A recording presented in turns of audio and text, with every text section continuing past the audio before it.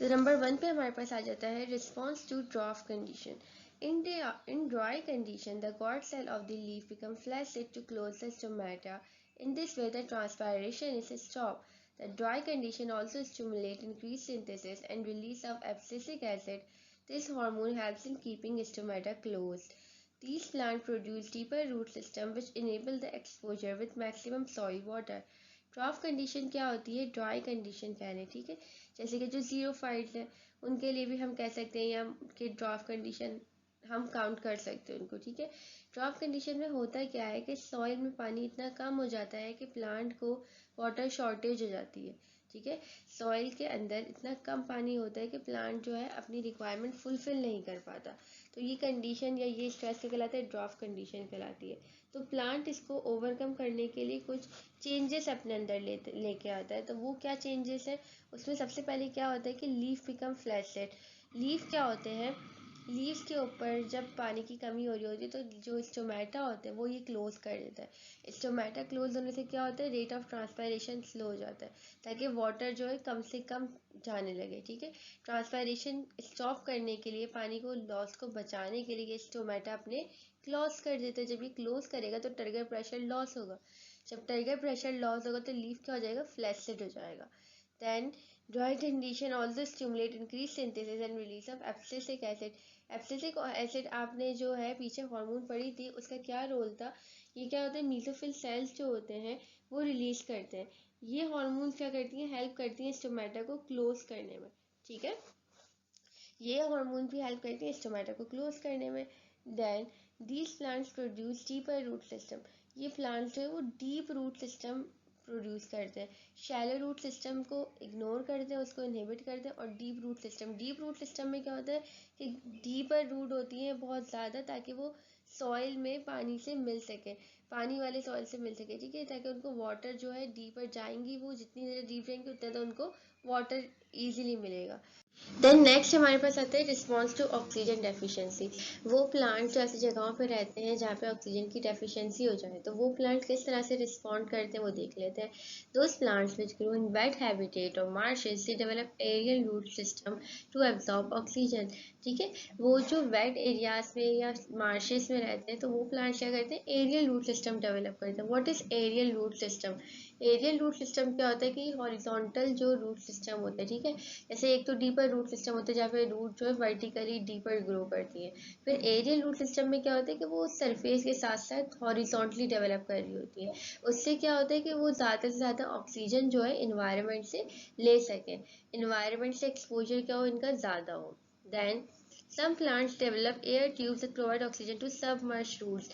जो submerge roots होती हैं जो पूरी तरह से डूबी हुई होती हैं उन प्लांट्स के अंदर एयर ट्यूब्स फॉर्म हो जाती हैं. तो एयर ट्यूब्स जो है ताकि उनको ऑक्सीजन पहुंचा सकें. Then response to salt stress. The plants, especially halophytes, have salt gland in their leaves where desalination occur. As a result, salt is pumped out from the plant. Salt stress में कौन से वाले plants आ जाएंगे? आप मुझे बताएं. Homeostasis में हमने पढ़ा था, आपको कुछ रिकॉल हो रहा है, कुछ याद है कि हमने सॉल्ट स्टेज में कौन से वाले प्लांट्स पढ़े थे? किसकी एग्जाम्पल थी ये? हेलोफाइट्स पढ़े थे हमने. जो हेलोफाइट्स होते हैं वो कहाँ रहते हैं? सॉल्टी एरियाज में रहते हैं. तो वहाँ पे क्या होता है? सॉल्टी एरियाज मतलब मेरीन वाटर में रहते हैं. जब मेरीन वाटर में रहते हैं तो वो जब पानी इनटेक करते हैं तो वो क्या होता है? सॉल्टी इन नेचर होता है, जिसकी वजह से बहुत ज़्यादा सॉल्ट जो है उनके बॉडी में आ जाता है. तो अपनी कंसनट्रेशन को मेंटेन करने के लिए इनके जो लीव्स होते हैं उसमें कुछ स्पेशलाइज टाइप के ग्लैंड्स मौजूद होते हैं जिसे हम क्या कहते हैं? Salt gland. क्या कहते हैं? Salt gland. ये सॉल्ट ग्लैंड क्या करते हैं कि जो भी एक्सेस सॉल्ट होता है उसको जो है एक्सक्रीट आउट कर देते हैं इन्वायरमेंट में, अपनी बॉडी से एक्सक्रीट आउट कर देते हैं ताकि कंसनट्रेशन को मेंटेन कर सकें, अपनी बॉडी में कोई चेंजेस जो है आने ना दें, ठीक है. अपनी बॉडी को इस तरह से रिस्पॉन्ड करते हैं सॉल्ट स्ट्रेस से. Now the number 4 is response to heat stress. Heat stress में क्या होता है कि बहुत ज़्यादा हाई टेम्परेचर होता है, इतना हाई टेम्परेचर होता है कि वो प्लांट के एंजाइम्स को डीनेचर करने लग जाता है, उनको तोड़ने फोड़ने लग जाता है। आपने पढ़ा होगा ना एंजाइम में कि ऑप्टिमम टेम्परेचर चाहिए होता है उनको अपनी वर्किंग के लिए। तो इतने हाई टेम्परेचर में क्या होता है, एंजाइम डिस्ट्रॉय होने लगते हैं। जब एंजाइम डिस्ट्रॉय होने लगेंगे तो सारे मेटाबॉलिक प्रोसेस क्या हो जाएंगे, डिस्टर्ब हो जाएंगे। तो इस कंडीशन में प्लांट किस तरह से रिस्पॉन्ड करता है, in plant there are two methods tolerate the heat stress. दो तरीके होते हैं। Transpiration has a cooling effect on the plant body. By this method, the effect of heat are reduced. Transpiration cooling process आपको पता है, ठीक है। मतलब जब भी ट्रांसपायरेशन होगा तो वो अपने साथ हीट को भी बॉडी से लेके जाता है। तो एक तो प्लांट क्या करता है, ट्रांसपायरेशन, रेट ऑफ ट्रांसपायरेशन बढ़ा देता है ताकि जो है बॉडी में कूलिंग इफेक्ट प्रोड्यूस हो और हीट ज़्यादा से ज़्यादा लॉस हो बॉडी से और टेम्परेचर ड्रॉप डाउन हो। And above 40 degrees Celsius, plant cells start synthesizing relatively large quantities of a special protein called heat shock protein. जब टेम्परेचर इतना बढ़ जाए कि 40 डिग्री से भी ज़्यादा बढ़ जाए तो प्लांट क्या करते हैं, लार्ज अमाउंट में एक स्पेशल टाइप के प्रोटीन्स बनाते हैं, ठीक है। एक स्पेशल टाइप के प्रोटीन्स बनाते हैं जिसे हम कहते हैं heat shock protein. Heat shock protein क्या होते हैं कि हाई टेम्परेचर जो है टॉलरेट कर सकते हैं, तो वो उनका स्ट्रक्चर जो है डीनेचर नहीं होता। जब डीनेचर नहीं होगा तो कोई एक्टिविटीज़ भी डिस्टर्ब नहीं होंगी। तो इस तरह से प्लांट जो है हीट स्ट्रेस को रिस्पॉन्ड करते हैं। देन हमारे पास आते हैं response to cold stress. Plant response to cold stress by altering the lipid composition. Cold stress से हमारे पास क्या होता है, जब इन्वायरमेंट का टेम्परेचर फॉल होने लगे तो वो क्या करता है, fluid nature of the cell membrane को डिस्टर्ब कर देता है, ठीक है। और लिपिड जो होते हैं, जो फ्लूइड जो सेल मेम्ब्रेन के लिपिड्स होते हैं वो क्या होने लग जाते हैं, सारे क्रिस्टल्स फॉर्म होने लग जाती है, जिसकी वजह से जो आपको पता है सेल मेम्ब्रेन से ही चीज़ें अंदर बाहर जाती हैं और आती हैं। जब सेल मेम्ब्रेन ही पूरी ब्लॉक हो जाएगी क्रिस्टल से तो कोई चीज़ अंदर जा नहीं सकेगी, ठीक है, मूवमेंट स्टॉप हो जाएगी।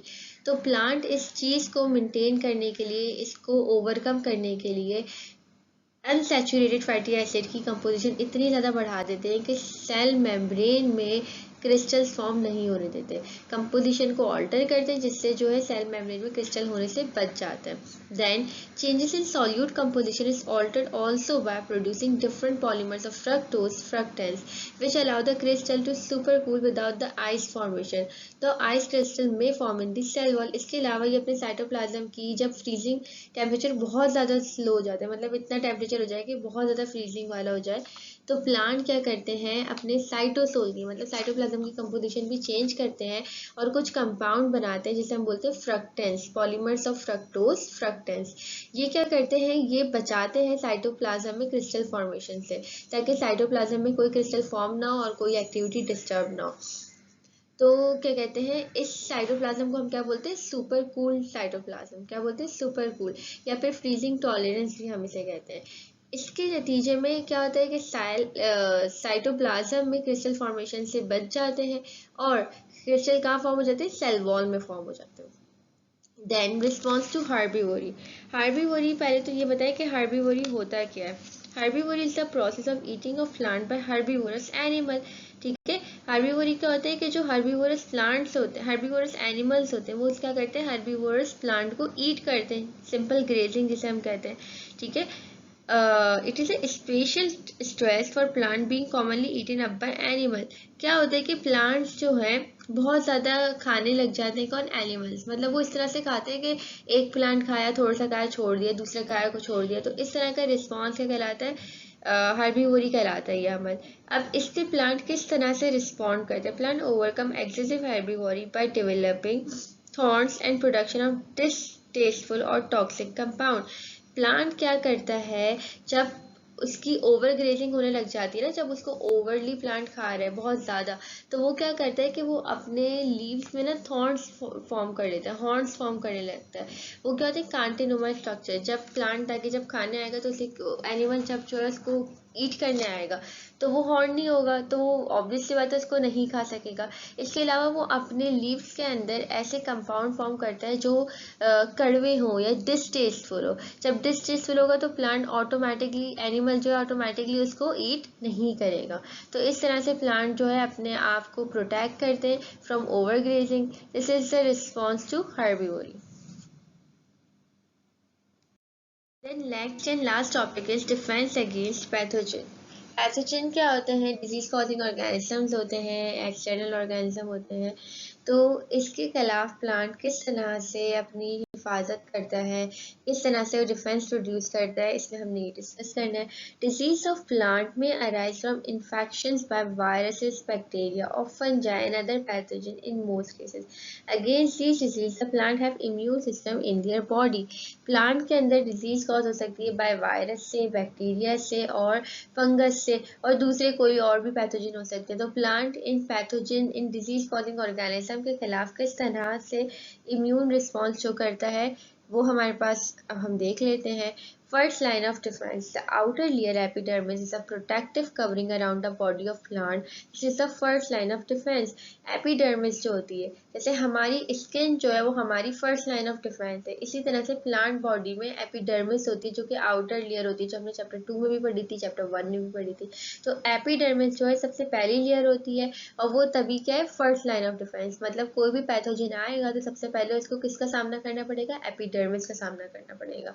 तो एपिडर्मिस जब इंटैक्ट होगी, बिल्कुल ठीक होगी, तो कोई ऑर्गेनिज्म अंदर नहीं जा सकता। अगर उसमें कट होगा तो फिर जो है कोई ऑर्गेनिज्म अंदर जा सकते हैं। Then second line of defense. When pathogen enters the body through a stomata or any other way, then plant produce certain chemicals to kill them. This is called second line of defense. Second line of defense में क्या होता है कि अगर organism जो है किसी भी तरह से बॉडी के अंदर आ गया, प्लांट बॉडी में अंदर आ गया, चाहे स्टोमेटल ओपनिंग के थ्रू आ गया या प्लांट में कोई कट वुंड है तो उसके थ्रू आ गया, तो अब प्लांट किस तरह से रिस्पॉन्ड करेगा? प्लांट जो है कुछ ऐसे केमिकल्स बनाएगा जो कि टॉक्सिक होंगे, वो क्या करेंगे? किल कर देंगे उस ऑर्गेनिज्म को। ये कहते हैं हम सेकेंड लाइन ऑफ डिफेंस। इसलिए हमारे पास आते हैं फाइटोएलेक्सिन्स। फाइटोएलेक्सिन्स क्या होते हैं? In infected plants and antibiotic phytoalexin is produce which is effective against all microorganism during infection. Molecule of pathogen and injured plant tissue function as alarm substance. होता है क्या? फाइटोएलेक्सिन्स क्या होते हैं? जब प्लांट इन्फेक्ट हो गया antibiotic से, ठीक, प्लांट इन्फेक्ट हो गया किसी इन्फेक्शन से, तो एंटीबायोटिक के तौर पे या टॉक्सिक केमिकल प्रोड्यूस होते हैं जिसे हम कहते हैं फाइटोएलेक्सिन्स। ये क्या करता है? इफेक्टिव होता है तमाम पैथोजेंस के खिलाफ। ये क्या करेगा? जो माइक्रो ऑर्गेनिज्म होंगे, ये टॉक्सिक कंपाउंड जो उनको मार देगा, उनको डिस्ट्रॉय कर देगा। During infection molecule of pathogen and injured plant tissue function as alarm substance, और ये एक अलार्म सब्सटेंस की तरह से एक्ट करेगा। ये एक अलार्मिंग कंडीशन होती है जिसमें हमारे पास इन्फेक्शन जो कि मॉलिक्यूल ऑफ पैथोजन होता है, किसी पैथोजन का मॉलिक्यूल और इंजर्ड प्लांट टिश्यू, ये दोनों फंक्शन करेंगे as an alarm substance. Now come to the mandatory question answer section. हर चैप्टर के आखिर में या हर वीडियो के आखिर में हम क्वेश्चन आंसर डिस्कस करते हैं। तो सबसे पहला क्वेश्चन क्या है? Explain responses of plant to environmental stress. सबसे पहले तो आपको ये पता होना चाहिए स्ट्रेस क्या होते हैं, कितने तरह के स्ट्रेस होते हैं। कोल्ड स्ट्रेस होता है, हीट स्ट्रेस होता है, ऑक्सीजन डेफिशिएंसी स्ट्रेस होता है, ठीक है। तो ये सारे क्या होते हैं? स्ट्रेसेस होते हैं। अब इसमें प्लांट किस तरह से रिस्पॉन्ड करता है, आपको इसके सारे पॉइंट्स याद रखने हैं। जैसे हमने हेलोफाइट्स में पढ़ा था, सॉल्ट स्ट्रेस के खिलाफ जो है उसके पास सॉल्ट ग्लैंड्स होते हैं लीव्स में, ठीक है, जिसके एग्जाम्पल में हेलोफाइट्स प्लांट होते हैं। हीट स्ट्रेस में जो है वो हीट शॉक प्रोटीन बना लेते हैं, रेट ऑफ ट्रांसपैरेशन बढ़ा देते हैं।